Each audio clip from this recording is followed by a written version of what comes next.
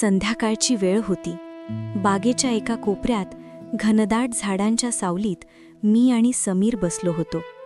आसपास कोणीच नव्हतं, फक्त पानांची सळसळ ऐकू येत होती. समीरने हळूच आपला हात माझ्या हातावर ठेवला आणि माझं हृदय जोरात धडधडू लागलं. इथे कोणी पाहिल तर? मी घाबरत विचारलं. त्याने उत्तर देण्याऐवजी मला ओढून त्या मोठ्या झाडाच्या आडोशाला नेलं. त्याने मला खोडाला खिळवून धरलं आणि त्याचे उष्ण श्वास माझ्या गालाला स्पर्श करू लागले. त्याने माझे दोन्ही हात आपल्या हातात जखडले आणि माझ्या मानेवर आपले ओठ टेकवले. त्याच्या स्पर्शात एक अनावर ओढ होती. त्याने माझ्या टॉपची बटणं हळूवारपणे सैल केली आणि त्या गार हवेत त्याच्या हातांची ऊब मला वेड लावून गेली.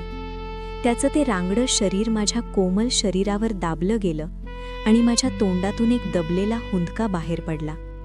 बागेतल्या त्या शांततेत फक्त आमचे वेगवान श्वास घुमत होते. तो केवळ एक स्पर्श नव्हता, तर ते दोन जीवांचं मिलन होतं. काही मिनिटातच आम्ही त्या सौंदर्याच्या शिखरावर होतो.